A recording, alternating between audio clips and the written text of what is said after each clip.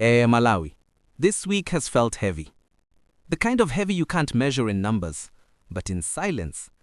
You could feel it in the air, from the radio hosts who paused before reading headlines to the taxi drivers who turned down their music. The nation has been in mourning. In for Saulos Chilima, a loss so sudden, so sharp, it sliced through politics, through parties, through pride. And in the middle of this grief, Peter Mutharika stepped forward, not as a politician, but as a man who understood what it means to lose. His tone was calm, deliberate, and reflective. Gone was the fiery campaigner, the professor dissecting policies. In his place stood a statesman speaking to a country that needed comfort. But this was not just a eulogy, my friend. It was also a coded message. A moment where emotion met strategy and grief met responsibility. When Mutharika spoke about unity, discipline, and respect, he wasn't just talking to the crowd, he was talking to the nation's conscience. And subtly, he was also talking to MBC and George Kasakula. Because somewhere between the lines, the message was clear. The media must carry truth with compassion, not control it with politics. It was a soft punch, but one that landed. You could almost hear the newsroom chairs creak at MBC that night. And as he spoke, something shifted. The tone of Malawi's politics felt human again. Less noise, more heart. For once, headlines took a step back and healing took center stage. So today, we're unpacking 7 revelations from Mutharika's speech and its ripple across the nation. The grief, the grace, and the grounded truth that came out of it. Because sometimes, my friend, a nation doesn't move forward through shouting. It moves through silence that finally starts to make sense. And it all began with a moment so raw that even political rivals stood still. Let's talk about the first revelation, the emotional weight of Mutharika's words as Malawi mourned in Saulos Chilima. Malawi. You could feel it, not just hear it, when Peter Mutharika spoke about in Saulos Chilima. There was no political noise, no campaign undertone, no hint of the usual rivalry that colors our national speeches. It was one man standing before the grief of an entire nation, acknowledging that sometimes power means nothing when life reminds us how fragile we truly are. Mutharika didn't overdo it. He didn't dramatize. He spoke softly, like someone who's been to that same valley of loss before. He said, Malawi has lost a dedicated son, a man who believed in service, even when the storms came. That line hit hard. Because behind the politics, behind the headlines, Chilima was a human being, a father, a husband, a dreamer who carried hope on his sleeve. And that was the weight of Mutharika's words. Sincerity. In that moment, there was no DPP, no UTM, no MCP. There was just Malawi mourning one of its brightest lights. It was unity through pain.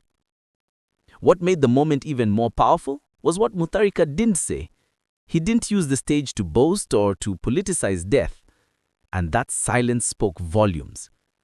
You could almost hear the newsroom chairs creak at MBC that night. And as he spoke, something shifted. The tone of Malawi's politics felt human again. Less noise, more heart. For once, headlines took a step back and healing took center stage. So today, we're unpacking 7 revelations from Mutharika's speech and its ripple across the nation. The grief, the grace, and the grounded truth that came out of it. Because sometimes, my friend, a nation doesn't move forward through shouting. It moves through silence that finally starts to make sense. And it all began with a moment so raw that even political rivals stood still. Let's talk about the first revelation, the emotional weight of Mutharika's words as Malawi mourned in Saulos Chilima. Now this part, this is where things got quietly interesting. Because while most people were still focused on the emotion of Imfaya Chilima, Peter Mutharika did something subtle. He shifted tone.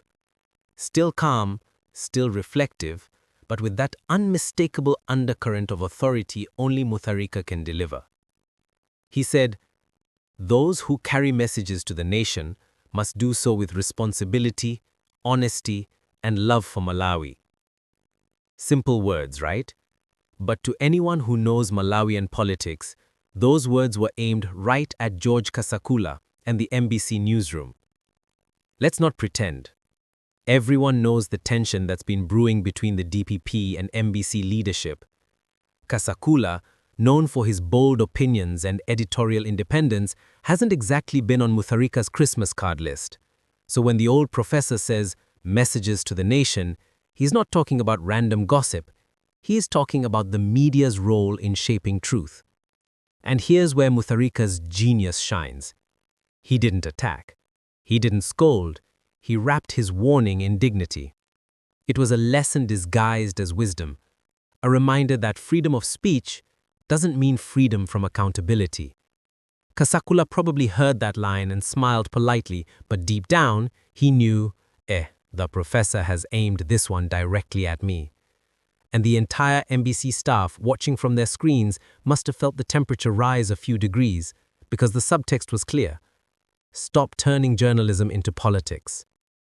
Now, some viewers said Mutharika was just being diplomatic, but no, this was strategy. The man has mastered the art of talking to everyone and offending no one while still sending his message right where it hurts. What made it powerful was that it didn't sound bitter, it sounded fatherly. It was like a parent reminding their child, "You're free to speak, but don't forget, the truth belongs to everyone." That's the thing about Mutharika. Even his softest sentences echo like thunder when they reach the right ears. And as his words traveled through the airwaves, something else began to happen. The nation fell into a silence that wasn't empty, but full of meaning. Let's talk about that next. The silence that spoke louder than applause. Malawi. Sometimes, silence is not weakness, it's wisdom. When Mutharika finished speaking, there wasn't the usual burst of applause, no cheers, no political chants, just stillness. The kind that makes you realize everyone's heart is processing the same thing at once. Across the room, you could almost see people swallowing back emotions. Journalists, politicians, ordinary citizens.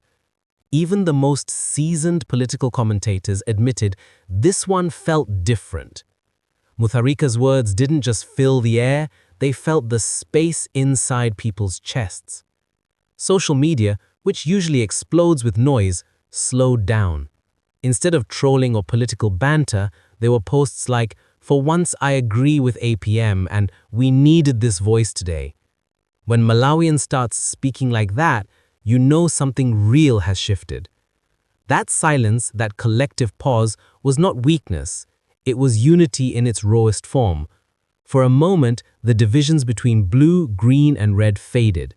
People weren't thinking about parties, they were thinking about people. That's rare in our political climate, and yet grief has a strange power to soften even the hardest of hearts. One woman online wrote, "I didn't know I'd cry listening to Mutharika again, but he reminded me we're still one Malawi." That comment alone sums up what this moment was, a rare emotional bridge. And let's not forget, silence can also be political, because in that stillness, you could sense another emotion, reflection. The nation wasn't just mourning Chilima, it was evaluating itself. Are we too divided, too bitter, too quick to dehumanize each other for political gain? Mutharika didn't have to say it outright, but that's the mirror he held up for everyone. It was as if the nation collectively exhaled and said, "Enough noise. Let's feel again." That's the kind of silence that changes things, the kind that humbles leaders and heals followers. But even in unity, truth doesn't sleep, because as Malawi mourned, politics was still quietly moving. Let's dive into the fourth revelation, how grief reshaped power, legacy, and Mutharika's standing in the national story. Now, here's where things get truly fascinating, my friend. Because while Malawi mourned Saulos Chilima, Peter Mutharika didn't just offer sympathy. He subtly redefined his own legacy. It was as if grief became his reset button, his opportunity to remind the nation, "I am still here, but I am not who I was." For years, Mutharika's public image carried the weight of criticism. Some saw him as distant, cold, too academic for politics. But in this moment of loss, he appeared human, vulnerable, and grounded. His calm tone, his deliberate words, it wasn't the politician speaking, it was the elder statesman, the father figure Malawi forgot it missed. Grief has a strange power like that. It strips away the layers of ego and leaves only truth behind. And that's what this moment did for Mutharika. It softened his legacy. The man many once accused of rigidity suddenly became the voice of comfort and reflection. Even people who didn't support him said he carried himself with dignity. And that, my friend, is political alchemy, transforming sorrow into respect. Without even campaigning, Mutharika won back something rarer than votes: credibility. But it wasn't manipulation. It felt genuine. He didn't exploit Chilima's death. He honored it. In a world where leaders often weaponize tragedy, his restraint became his strength. And you could feel the ripple effect. Inside DPP circles, there was renewed confidence, whispers like, "The old man still has it." Even opposition supporters, though cautious, admitted that Malawi's political scene just felt different that day. Power and grief, two forces that usually clash, merged in that moment to remind the nation that leadership isn't about shouting loudest. It's about standing still when everyone else is falling apart. In that silence, Mutharika quietly stepped out of the shadows of criticism and re-entered the national psyche, not as a divisive figure, but as a steady one. But as Mutharika's tone softened, another tone began shifting too, this time not from the podium, but from the broadcaster's booth. Let's move to the fifth revelation: how MBC adjusted its heartbeat after Malawi's loss. Now, here's where the story takes another twist, because while the spotlight was on Peter Mutharika's speech, something quietly changed at MBC. The same broadcaster that's been accused of being too political, too biased, too predictable. For once, even MBC dropped the script and let humanity breathe through its headlines. In the days following Saulos Chilima, the tone shifted. Gone were the stiff, overly edited news intros and the official smiles that usually accompany government stories. What we saw instead was rare. Anchors speaking with trembling voices, reporters allowing pauses in their sentences, and coverage that carried real empathy. Even critics were shocked. One viewer wrote on social media, "For the first time, MBC sounded like the people, not the politicians." And that's true, because grief is the one thing even propaganda can't fake. But make no mistake, this was also a moment of reckoning for George Kasakula, the same man Mutharika subtly addressed earlier, the journalist known for integrity and sometimes stubborn independence, suddenly found himself in a unique position. Underneath all the political pressure, this was his test. Could MBC report a national tragedy without bending toward favoritism? To his credit, the station tried. Yes, there were still those subtle government undertones, but overall, MBC showed something unexpected: humanity. You could tell that something within the institution remembered what journalism was meant to be: service to the people. And that, my friend, was refreshing. Because in a time where narratives rule, MBC's vulnerability became its redemption, if only for a moment. The power of emotion did what politics couldn't. It brought honesty back on air. And that's the irony. While Mutharika's speech healed the nation, MBC's coverage healed its own credibility, even just a little. It proved one thing: when news feels real, people listen. But beyond media and speeches, something deeper was happening. A quiet transformation in Mutharika himself. The way he spoke, the way he moved, even the way he looked at the cameras. It all felt different. Let's talk about that. Malawi, if you've followed Peter Mutharika long enough, you know the man isn't easily shaken. He's that old-school politician who carries his emotions like a secret. Firm face, careful words, professor tone. But during this national moment of mourning, something changed. When he spoke about Saulos Chilima, it wasn't the usual polished rhetoric. There was weight in his pauses, softness in his highs. He didn't speak like someone trying to control the narrative. He spoke like someone trying to connect with it. And that's what made the moment powerful. Observers noticed it too. The man who once spoke like a lecturer now sounded like a father speaking to his children. His words carried reflection instead of rhetoric, empathy instead of ego.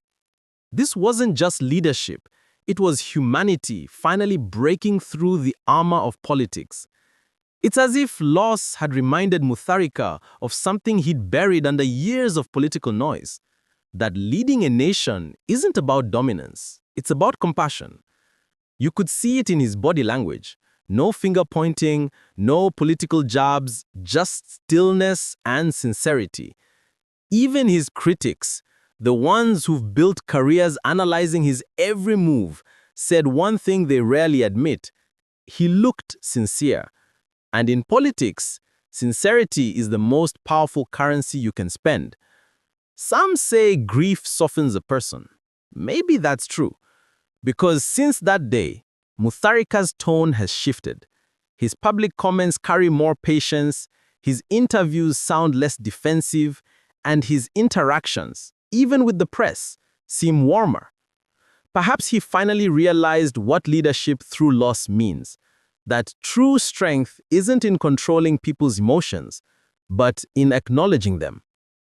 And for a nation still finding its balance between power and empathy, that moment mattered.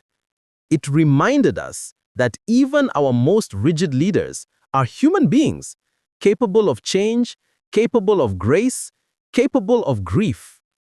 In that brief intersection between power and pain, Mutharika became something more than a politician.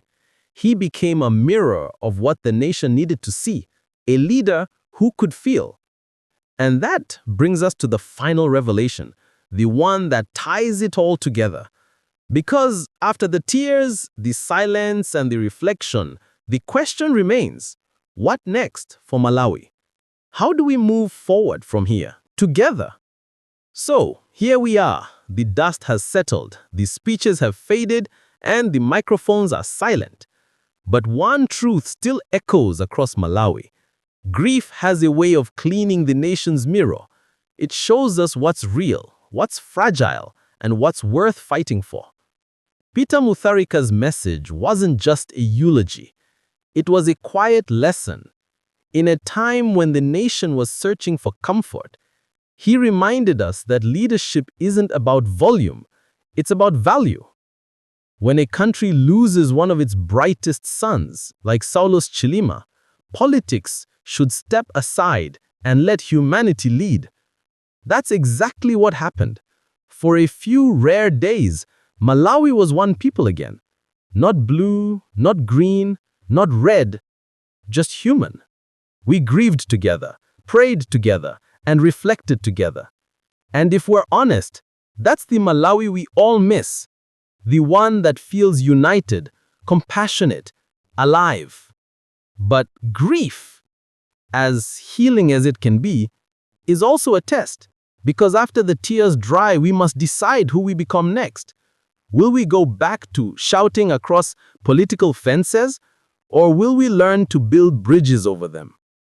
Mutharika's tone that day, calm, wise, and tender, gave us a glimpse of what our leadership could look like if we chose empathy over ego. It wasn't about DPP or opposition victories. It was about moral victories, the kind that heal nations quietly.